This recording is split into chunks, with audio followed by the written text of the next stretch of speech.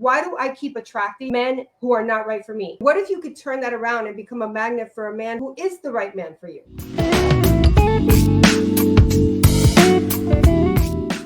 Hello, everyone, and welcome to Love Chat with the Love Twins. It's Michelle. One of the things that Gladys and I are real experts in is in supporting women in being able to really break out of this question that can drive you crazy. It'll keep you up at night. It'll have you wondering if there's something wrong with you. It's like, why do I keep attracting men who are not right for me? Maybe you're attracting men that they're attracted to you, but you're not really attracted to them. You don't find yourself being attracted to them. Or you're really attracted to them, but they're not attracted to you. You might also be attracting nice guys, but it's not really providing you with the experience that you want to have. Or maybe it's someone that you feel like he's not making an effort. He doesn't make an effort to call. He doesn't make an effort to text.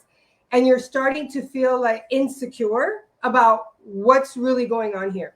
So whatever state you are, I would love it if you would put it in the chat. What is it that you are attracting out there in your love life so that I can make this really real for you today and really share with you how you can flip this so that instead of being frustrated and single, you can feel supported and have success in love. So Teresa, what have you found that you are attracting when you're out there on the dating sites or out there in the real world? What is it something that you find yourself attracting commonly? And ladies, I want you to look and see what are the patterns, because these types of things show up in patterns. And many times it feels like, oh my gosh, I'm just a magnet for the wrong guy, but that's not the case.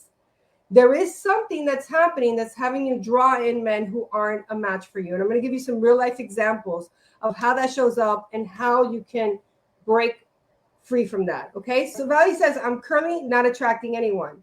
All right. So Valley, that also could be a pattern. So maybe you've noticed that you've gone through times in your life where you are attracting men and then all of a sudden it falls out.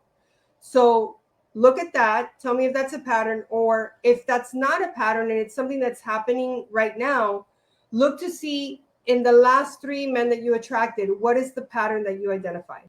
Because many times it'll feel like it is just happening. I remember feeling that when I was single after I'd been married 12 and a half years and then I was divorced. I felt like if somebody was just out of a breakup or still in a relationship, but it wasn't working out, they were at the point of breaking up, or they were getting separated or recently divorced. If there were 200 men in a room and 3 of them were in that scenario, those would be the 3 that I would be attracted to. How many of you can connect with what I'm saying? You can connect with that because you're feeling like, yeah, I'm a magnet for the wrong man. And what if you could turn that around and become a magnet for a man who is the right man for you? All right, so let me see. Carla says, good man, lady, but no real connection with the ones I'm attracted, not emotionally available. So you are attracted to some and they are not emotionally available. And the ones that you are, let me see, but not really connected. And then there are other ones that you're not connecting with. Teresa says they talk to me for a while and then they stop, or they have or they're scammers, or they drop off. Let me see. One of the scammers actually admitted to me that he was, then came clean. Okay, that he was a scammer and then came clean and wanted to be my boyfriend. All right, so let's pay attention to this. All the time telling yourself there's nothing wrong with me, okay? Because none of this means that there's anything wrong with you. There was nothing wrong with me either, but I swear I felt that there was. I felt like other people could attract people that were right for them, but for me, that wasn't happening. Let's see, Karen says, takes a lot of no's and moving on. All right, so I want to support you here because the first thing you get to know is, like I said, there's nothing wrong with you. The second thing that's important to know is that these things happen in patterns. So you want to start looking at what is the pattern of the kind of man you're attracting and the kind of experience that you're attracting with that man. So like I was saying, for me, it was like they were not available because they were either emotionally intertwined with another woman, still in a relationship with another woman, whether it was working out or not, or just recently broken up. And then they were dealing with whatever feelings, emotions come up with a breakup. But I was attracted to that. There was something in me that if he was in the room, he would be the one that walked up to me, or I would be trying to catch his attention. Or back in the day, before I knew how to date effectively, like an empowered, irresistible woman, I would go and I would introduce myself and walk over to him. So When you look at that, it's like, okay, so what could it be? What could it be that would have me be attracted to a man who was still involved with someone else? So the first place you want to look is, what is that reflecting back to you? I want to be in a relationship. I want to find a great guy who is mutually attracted to me, who we both have similar interests, yet it's not happening. And one of the first things that that's a sign of, no matter how many times you say to yourself that it's not, is that you have a belief somewhere inside of you that you cannot have what you really want. I want you to let that sit there for a moment, because your natural reaction to that is going to be, no, that's not true. I believe it. I have my love vision board. I have the relationship of my dreams that I read all the time. I'm ready. I'm ready. I'm ready. I want you to consider that if there's something in your relationship, in your dating life, in your love life, that keeps attracting the exact opposite of what it is that you say you want, somewhere in there is a belief that you cannot have what you want. Now, that's a belief, and then there's like all these little roots that grow out of it, but that is at the core. Because when you have that belief that you cannot have what you want, you're going to attract something that's a match for that. Just like if you have a belief that there's something wrong with you because of what happened, maybe you had a traumatic event happen to you, either growing up as an adult, and you think that you are broken, you will attract men who are a perfect fit. Think about a puzzle. It's a perfect fit for someone who believes that they're broken. So if you're attracting emotionally unavailable men, at some level, one, you believe that you can't have what you want, and two, there's something emotional inside of you that you are not in touch with, that's having you attract men who are not emotionally available. It could be a fear of being vulnerable. It could be a fear of something that you've been hiding from other people, intentionally or unintentionally, is going to be come out into the open. Like maybe there's a habit that you have that you're hiding, and other people don't know that you're hiding it, and you're afraid that if you let somebody in, they know that, they judge you for it. Maybe you're not ready to let go of it, and you're kind of protecting it. So I want you to tell yourself the truth today. What is it that you can see is drawing in that kind of a man? If you're attracting men who you're not attracted to, but they're attracted to you, can you see how, if you don't really believe that you can have what you want, that would be a perfect puzzle piece, right? What are you seeing? I want to hear from you. What are you seeing? Don't just sit there watching me, because I promise you, you will not transform anything just sitting there watching me. So Karen, that seeing yourself shutting down, that feeling of shyness. So if you feel that wanting to shut down and the feeling of shyness, what kind of guy is are you attracting in that energy, in that space? Go ahead and put it in the chat, okay? Let's see. Sylvia says, I'm 57 years old and single. I haven't really been looking for any kind of relationship, but there are times that I think about it, and I remember how nice it can be to find someone special. However, while it was nice, it was also bittersweet, because I also seem to attract the wrong men. I think that's why I kind of settled for being single. I love that honesty, Sylvia. I love that honesty. And if you're listening to what I just read that Sylvia wrote, there's this push and pull. Like, I want to be in a relationship, but there are some things in a relationship that I've experienced that I don't want to experience again. And then I think about how nice it would be to be with someone, but then I don't feel confident that I can create the kind of relationship that I want that wouldn't create pain. And so I have settled for being single. That's what I'm hearing behind what you're saying, Sylvia. Give me a thumbs up, Sylvia, if that's exactly what you were saying, because there's this wanting, but at the same time holding back. So the energy is kind of push and pull, in and out, not really committed to anything other than keeping yourself protected. And then what you attract when you're keeping yourself protected is not real, not real, deep, true intimacy and connection. It can't exist in the same space of that. So here's another thing, ladies. Being able to be honest about the things that stop you are the things that actually give you the power to break through them. If you stay in a state of confusion or analysis paralysis, so you sit there just processing yourself, no transformation is possible there. All that's possible there is spinning. And if you've been spinning for a long time and you want a way out, today's the beginning of the way out, okay? Christina says, I don't allow people in my personal space. I want to know what you mean by that, Christina, before I give you any feedback on that. Like, what do you mean? Your personal space, like your home, or your personal space, like hear your beingness. Karen says, shy attracts controllers. Then when I get comfortable, I become a controller. Ah, do you see how powerful that is when you start to look where you need to be looking? Because if you're looking at there's something wrong with me, there's something wrong with men, there's something wrong with these apps. Let me get on the 15th app that I'm going to get on to see if I get a different result. Here's the reason why that doesn't work, because wherever you are, there you are.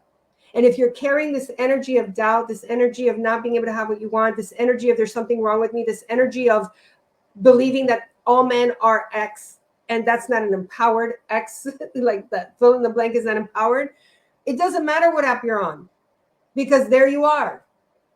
And it also doesn't matter what app you're on, or if you go out in person, or what you do, if you don't have the skills to be able to break through the limiting beliefs, the dysfunctional patterns, the fears, the stories, the past that you're carrying with you, that is actually creating a block to you being able to experience what you want.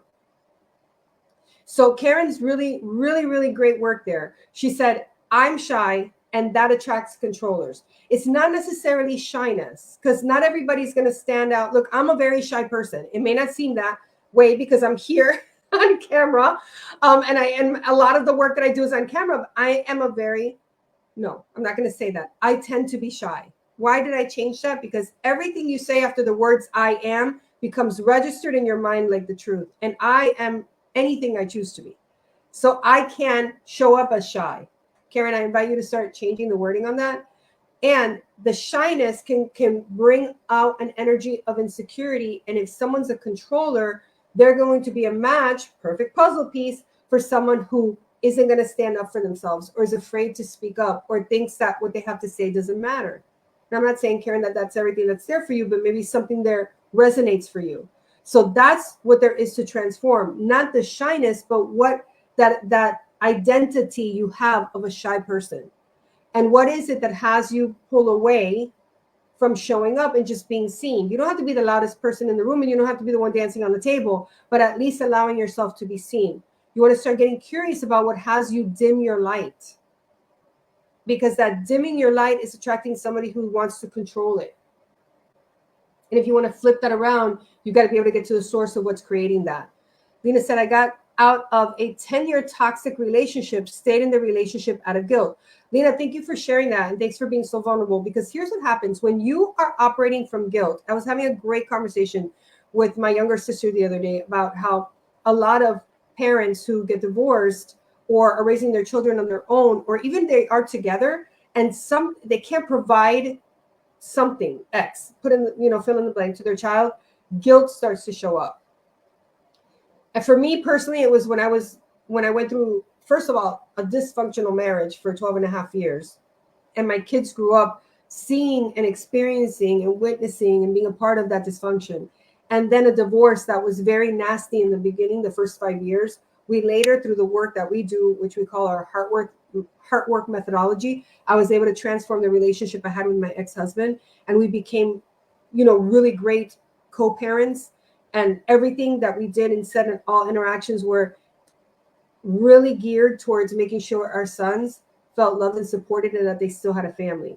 But in the beginning, before that work was done, it was very tumultuous. And so I had a lot of guilt about putting my children through that. I would hold in my emotions so they wouldn't see me crying. And that guilt led me to not setting really clear boundaries with my sons until they were in their preteen, teenage years. And I started doing the heart work. And then all of a sudden, I have two sons that from the age of 18 and 21 have lived on their own and have never asked for anything. Have never asked, never had to ask, because they are fully able to support themselves, because they learned how to honor and respect their mother, but also honor and respect themselves, and the importance of rules and boundaries. So that guilt that I had was creating these two young men who thought they were going to get away with everything, because they were getting away with everything, because I felt bad about what happened. When I was able to transform that guilt into power, the whole game changed. And I'm so proud of my sons right now. And I don't operate in guilt and shame anymore. Guilt and shame are two of the lowest vibrational energies you can be in life. They still create something, but what they create is what's a match for the energy of guilt and shame.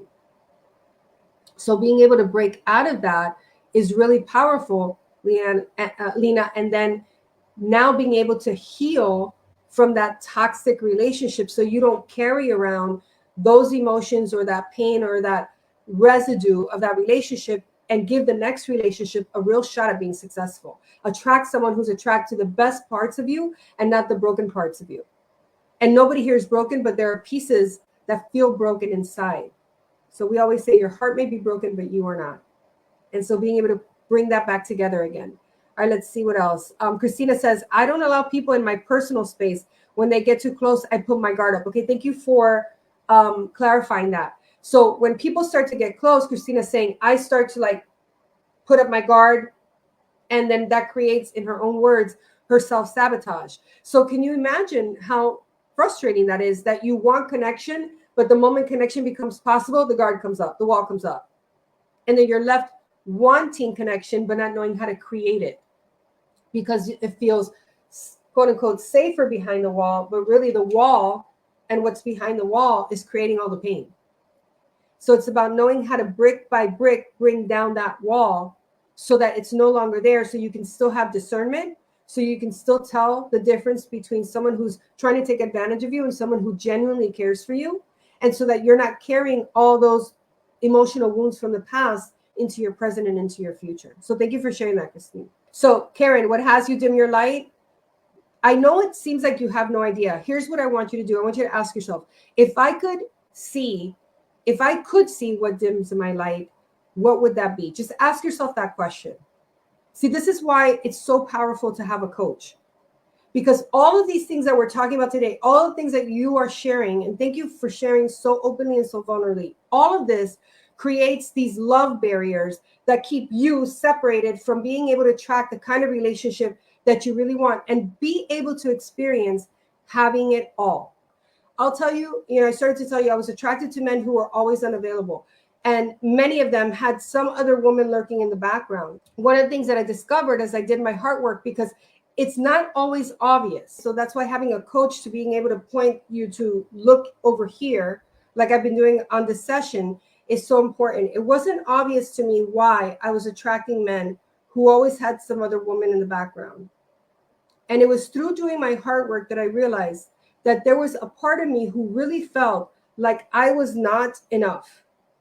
At the core of my core, even though I had grown up winning all the contests, had a ton of trophies and certificates on the wall, as an adult, I had the promotions, I had the accolades, I had the certificates, I was super high achieving in every area of my life. And when it came to my love life, I was underperforming and failing. And it was because your romantic relationships are the most intimate relationships that you create. So if you at your core feel like you're not enough, like I did, then you're not going to get an award to put on a wall when you're married or when you're dating somebody. You've got to be able to create within yourself that who you are is more than enough. But you can't just say that. You can't just put that belief on top of a world that says, no, I'm not. It won't work. You've got to really rewire the way that you see yourself, how you relate to yourself, what you tell yourself, how you talk to yourself, how you talk to other people about yourself. All of that gets to be rewired. How you see yourself transforms, and then who you become is whole for you. And that is what has you be able to attract someone who's whole on the other side, and someone who can appreciate all of your gifts, your talents, even your quirks. Even your quirks. And if it was possible for me, it's possible for you. And I was sharing with some ladies that are in one of our coaching groups, our clients, that there was a time in my life that I did not believe that I could have the kind of relationship that I have now. My husband, Arnie, is extraordinary. First of all, he is gorgeous. He's gorgeous. I remember the moment I saw him across the room the first time we ever met, it was in a seminar. He was talking about something, and I looked at him and I said, that is the most beautiful man I've ever met. And immediately I told myself, I'm not going to be his friend. Why? Because I didn't trust myself to honor my boundaries and my values. I didn't think that somebody like that anyway was going to be interested in me. So I was going to end up ending hurt again because I was going to fall for some guy who was too good for me. And that's really what I believed. So I decided I wasn't going to be his friend. God had a different plan, and our seminar leader matched us up on a weekend that I was going to a program that he'd already been in, and we were buddies for that weekend. And then that was the beginning of the most extraordinary time in my life. And I've got to tell you something. Arnie's not always going to look the way he looks right now. And even when he doesn't, I will still be as in love with him, if not more than I am right now, because of the kind of man that he is. Who he is as a person, I am totally in love with. Who he is as a man, I admire. Who he is for me, I adore. And he is the kind of man that no matter what I'm going through, and Gladys and I've been going through, so those of you who follow us know Mom's been sick since September, and we had, a big medical, I just call it what it is. It was a big medical emergency just 2 weeks ago, and it's just starting to come, to the other side. But it was terrifying to go through what we were going through and see my mom in the state that she was, and having to make some of the most difficult decisions that I've ever had to make about what to do in the life of someone that I love, that I'm responsible for. And he was right there with me every step of the way. And he's the kind of man that will stand with me. He'll stand for me. He'll stand by me. And when the poop hits the fan, he'll get in front of me and take it for me. And you all deserve that kind of man too. Someone that you can trust and know with your eyes closed. And like we say, know that you know that you know that you're loved and you made the right choice.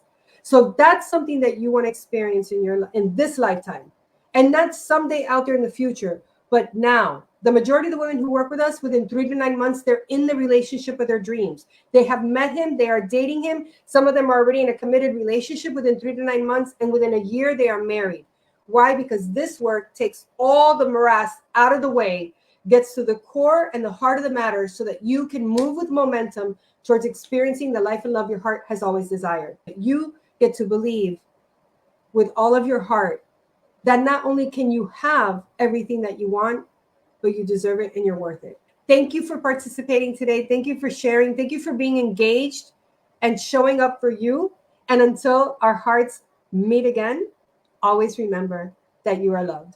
Goodbye for now.